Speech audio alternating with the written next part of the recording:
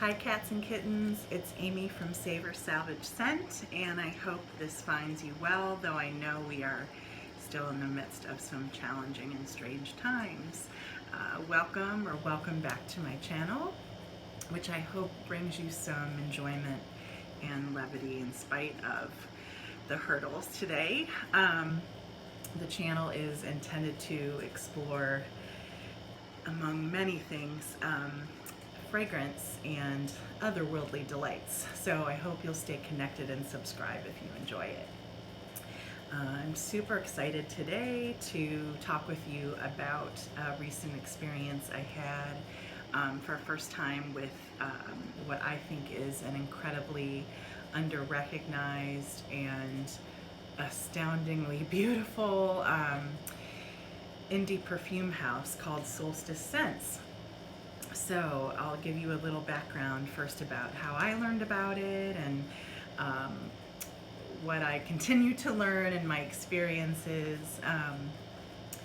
I will be honest, I have loved almost everything fragrance since I was a teenager and have explored many different kinds of scents, but when it comes to kind of perfumed oils, I would say, had a lot of hit or miss experiences, and I would say, very honestly, most of my experiences have been more misses than hits, with the exception of a few houses, one being one called Yates Perfumery that I'm going to talk about another day, that is a pride of Cleveland, and there have been a few Alchemia oils that I really love. I think that she is a great creator, and but honestly, so many that I have tried have been, I mean, definitely interesting, but not, I wouldn't say on the same par with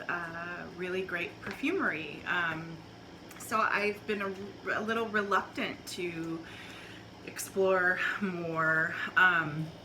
But I tend to gravitate toward, I would call it like super nerdy perfume content sources, and I mean that with the utmost respect. And one is a website, I hope I'm pronouncing it correctly, called Bon.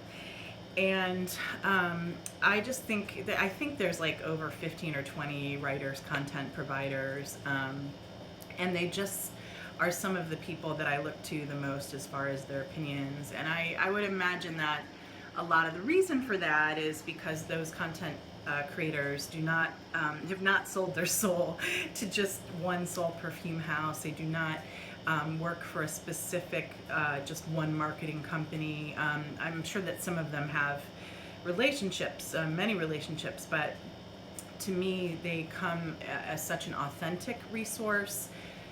Very smart, and they explore everything. I mean, it's not just certain companies or new productions. They explore vintage, they explore the history of things, the content, they do workshops. They're just incredible. And a couple of the creators or content providers that you're probably familiar with, there are many, but two that are my favorites are Sebastian Jarrah, I hope I'm pronouncing his name correctly, who is involved in many kind of resources, but one is YouTube videos. I think they're called Look Great, Smell Great, but I just find him to be such a refreshing, authoritative, and kind of non-biased resource. And then I got to know another person through his videos named Dana Sandhu, and she is also a content provider through Bon, and I just, she goes by a nose, and I love her content too. I just find her to be so interesting, really digs deep into perfumery and the resources and the history, and I just think they're both like incredible. So anyways, I read on Bon that they tend to do really interesting reviews, and I've seen Solstice Scents pop up a few times in articles, and they've often raved about this person's work and the types of things that she works with sound really interesting to me. So I read a couple articles recently and I was like, oh, I really have to look into this house. And then it's like that same week I saw a review on YouTube by, I hope again I'm pronouncing the name right, Sarah Mays.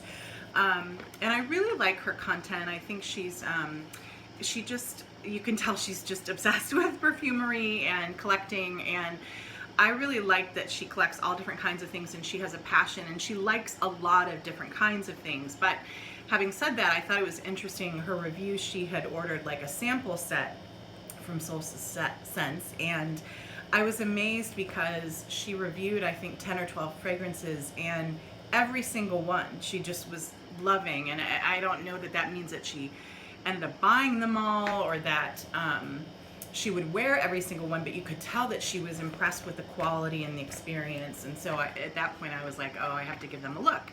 So a few weeks ago I looked at their website and I was just knocked out even by the descriptions and the types of elements that this nose works with. So first, let me give you a little more background on Solstice Scents. So Solstice Scents is located in Gainesville, Florida. They've been around since 2004. The nose's name is Angela St. John. And I'll just say that I looked a little bit into the house and it looks like they've had something like 130 or 140 perfumes listed on Fragrantica, so you can tell that the person's prolific. And the other thing that I was amazed by compared to other like niche or indie perfume houses that work with oils, oh my gosh, so many positive reviews on Fragrantica, and not just like, oh, this is easily wearable, but like about the artistry, about the quality. So I was really excited. So I went online and found their site, and I could just tell like this person, this is their life's work and love and passion. And the descriptions were so amazing. I could tell right off the bat that the types of scents were so diverse. And I'm gonna just read to you a few of the different types of perfumes. And the nose is very, I think very smartly, not only gives a description for each of the potential scents that you can try or purchase, but also kind of ranks them in a type. And it's not like, oh, it's not, how should I say, as generalized as Oriental or just the 4 or 5 kind of scent categories. But let me tell you what their categories are, just to give you an idea of how diverse their scents are. We have floral, earthy, amber, oriental, spice, woody, leather, resin, gourmand, dark gourmand, fruity, conifer, smoky, incense, musk, moss, forest, herbal, and aquatic, or herbal as an intelligent person would say. So I thought that was really cool, and you'll see with the descriptions of each scent, they often have multiple categories assigned, and so it gives you a really good idea of like what you're getting into. So first I was really impressed by just how far they went to describe the scents. And then I loved the fact that you can order these kind of exploratory sample set groupings. So you can order, if you're interested in trying first, you can order a sample set of 5 scents, I think for around, oh gosh, I think like somewhere around $16 or $18, something like that. Or you can order a sample set of 10 scents, and that runs, I think, somewhere in the 30 category. And then the nose kindly then throws in 1 or 2 additional samples. And I'll just say, like, the job of first choosing, I decided to choose 10 because, more is more sometimes. The job of just trying to pick out these scents was so fun and challenging because they all sounded amazing, and I could tell again, kind of right off the bat, that while not every scent might be made for me specifically or my skin, you can tell that they're just such artistic creations in the ways that they're composed, in the juxtapositions of types of things used, and even with, I would say, what I would call the safer scents, the gourmands, or the ones that have just maybe a few notes instead of 10 or 20, you can still see that they were risk-taking and really interesting. So I'm going to show you what the sample set looked like that I ordered and received. I'm going to tell you the names of the 10 that I chose and the 2 that they kindly added to the booklet, because I think the names alone will give you an idea of kind of the types of scents and creations. And then I'm going to talk specifically about 3 that I immediately had to purchase because I was so afraid that they would run out. And that's how good they are.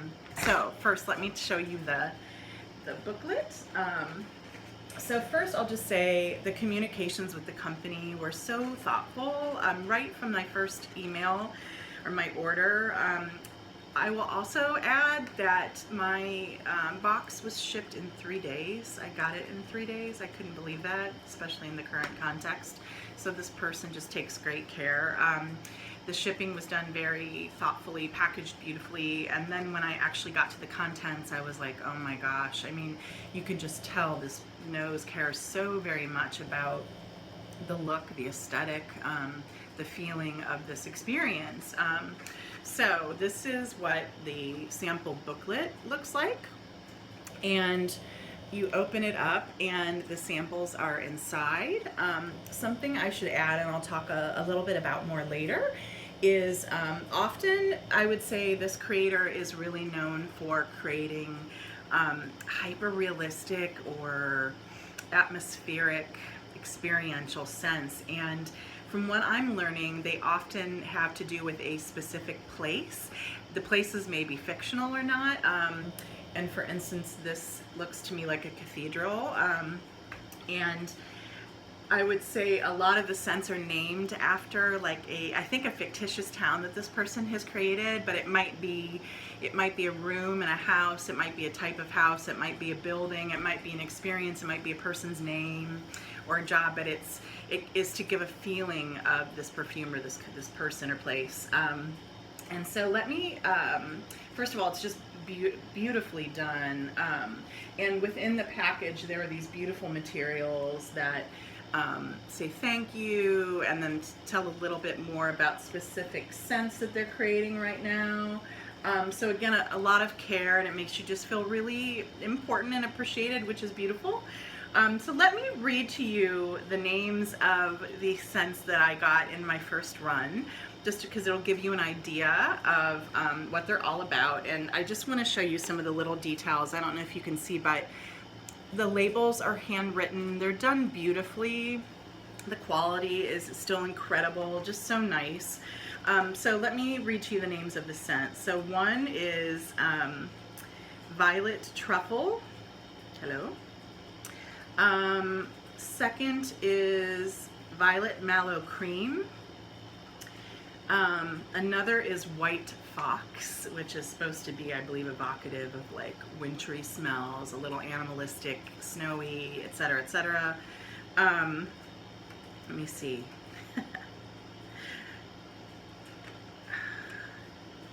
Rose Mallow Cream. Whoopsie. Hold please. Let's see. Basilica. Come on. I love churchy and scentsy scents. I mean, while this person, Angela St. John, I think does this incredible diversity, you can tell art is just into, creation. I can see that they do really interesting kind of incensey, woody things, and some really cool, like avant-garde gourmands. Another work called Casting Shadows, which I believe is another incensey kind of Nag Champa kind of scent. I'm just starting to test that one.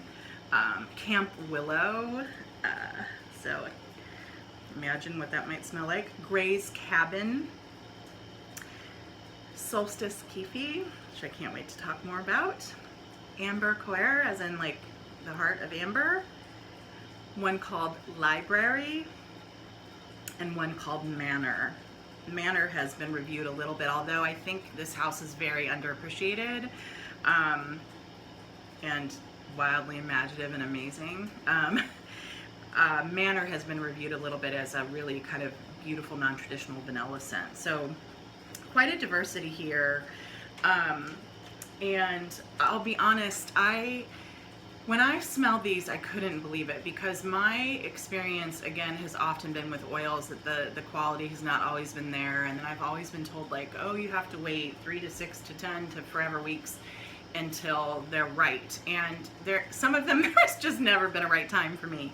These all smelled amazing to me immediately. I have no doubt that I think that they're going to age and they're going to behave differently over time, and I look forward to that too. I think another thing that's really exciting about this house is there is not one out of these 12 that I don't respect, that I'm not in awe by, that I wouldn't wear. I would say there are some that are more me than others, but this person, you can tell, creates for everyone, and they're all amazing quality. I mean, like, amazing. So I would say there were a few that I literally, the day I got this, had to go online and order, because I was like, I cannot let these escape me. If these run out, I will forever regret it. These are scents that I literally cannot live without already. They are incredible. And I think just as importantly, the ones that I didn't immediately buy, or I would even say where I was more challenged by, are as more interesting. Like, over time, I keep smelling them and being like, wow. Like, if anything, I think the reason I didn't grab onto them immediately is because they challenged me in a good way. And my brain wasn't used to smelling them all the time, like so many other perfumes where I feel like they just knock off other perfumes, where it was like, oh my God, this is a true original creation. And my brain has to wrap around this. And over time, I'm smelling these again and again, and I can see that this is going to be a long and loving relationship with me in this house. So just cannot recommend them enough. And I think these sample scents are just such a cool way to try. And I would say these would be beautiful gifts for someone. I know that perfumery is really personal, but I would say this is a great way to get to know them, and then to see like what you think would fit the perfume lovers in your life, or you. So I'm going to dive a little deeper and talk about the 3 scents that I immediately ordered, and I'll maybe add a couple words about a few that I'm sure to order soon. And I try to like do a diversity of 3 different kinds. So the 3 that I ordered, full 5 milliliter bottles from, oh, and just to give you an idea of like the affordability, this set cost me, I think, 30 some, and it came with 12 1 milliliter samples. And most of these are oils, and I can just tell by the way they're wearing, these will last a long time in themselves, like really good quality. And I think these, like, honest to God, her work is so amazing that like you could charge whatever you want for these and people would buy them. Like, they're ridiculous. So then these 5 milliliter bottles, which I'm sure are bound to last a really long time, range from like, I would say, I think around $16 to $18 or $19. So I think very affordable. And then she also offers, I think, 50 or 65 milliliter bottles of alcohol-based perfume of some of the scents, and those range, I would say, like 60 to 90, something like that. So I think really affordable for a niche, highly artistic perfume. So I'm going to talk about the 3 that I ordered. I'm not actually, they come in these really beautiful little cobalt bottles, and again, just beautifully done. I am not going to open these yet. I'm going to tell you about the samples of them so I can wear them and talk about them. The first I am wearing right now is Violet Mallow Cream. And I would say this is one of the simpler, and I don't mean this in a bad way, compositions. Let me talk to you a little bit about what the notes are. And I would just say this has already become, in a few short weeks, my favorite Violet perfume, which I can't believe, because I love Violet. It's just so beautiful. Okay, so her description is marshmallow cream, violet flowers, vanilla bean, and white musk. I put this on, it's about 5 o'clock my time. I put this on at 8:30 this morning. It is still banging. Like, it is, I almost cursed, ridiculously gorgeous. Not overbearing, but strong enough, like really lovely, hour 8 or 9. And this to me would be a risk-taking gourmand. This is not, I love, okay, I don't know if this is weird. Marshmallow is one of my favorite candies, but I often feel like when marshmallow is created in perfume, it's like for little baby girls. Not a lot of complexity, smells fake, really chemical. I'm not against chemicals, I get perfumery, but it just smells cheap, not well made. This is freaking unbelievable because it is a true intersection of like violet candy or violet flowers, marshmallow, and then this like softness and richness that comes with the musk and the vanilla. It is gorgeous, and I would say it's beyond its 4 elements. What is it? The whole is greater than its parts. What do they say? Help. It is so rich. It's sweet, but it's not just sweet. It is gorgeous. I mean, I put it on my skin, and this is one of those, I mean, I probably own, I don't know, 250 perfumes plus. This is one that I put on, maybe one of 10 in my life, where I'm like, oh my God, I'm digging myself. Like, this smells so good. I cannot stop smelling myself. It's ridiculous. It smells amazing. Okay, so there we have it. I would say a really creative, interesting gourmand, which the world needs more of because there's plenty of boring ones, in my opinion. Okay, number 2 is Library. I do not have that out on my skin in the moment, so I am going to put some on now. I'll tell you what, this was the scent, I'm not sure why, that it probably says something about me that I smelled it first. And it's probably because, I don't know, I'm obsessed with books and libraries and learning, and I love the smell of libraries. And I have smelled a few other fragrant interpretations that have been kind of cool, honestly. Like, whenever somebody can kind of nail paper or books, I'm like, right on, that's awesome. This thing, oh, holy Lord. This might sound corny, but for those of you who love fragrance, you'll get it.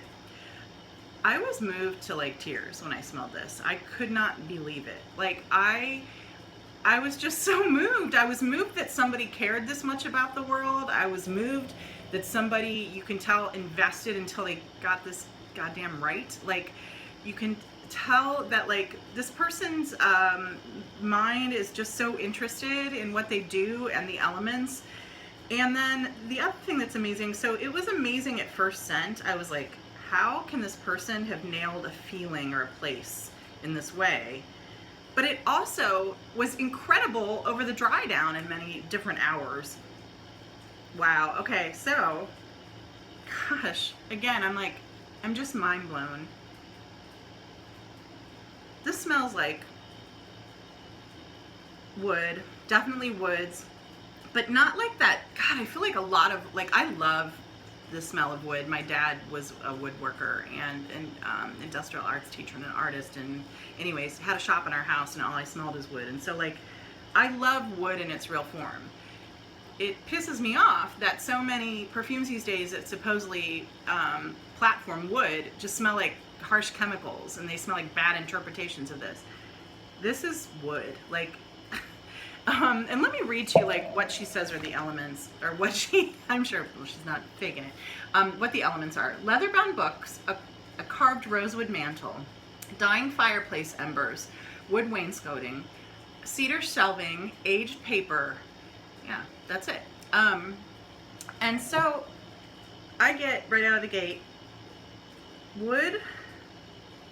I definitely get a bit of a smokiness, but again, not the kind that chokes you, the kind that warms you, like how you feel if something's a little aged. And I get paper. I mean, which is like, I can't, and again, the composition just takes you to a place, it's gonna just amaze you. Like, it smells like a freaking library. It is So beautiful. It absolutely puts me in a place, and it's a really good place. I don't know, this is probably going too deep. It's a safe place. It's a place of learning. It's comforting. And you can just tell again that this person has taken so much care. Okay, so that one, wow, I was just like, hallelujah. Amazed. And last but not least, Solstice Scents. I hope I'm pronouncing it right. I've read about it for years and I hear it pronounced many different ways, but Kefi is a type of incense.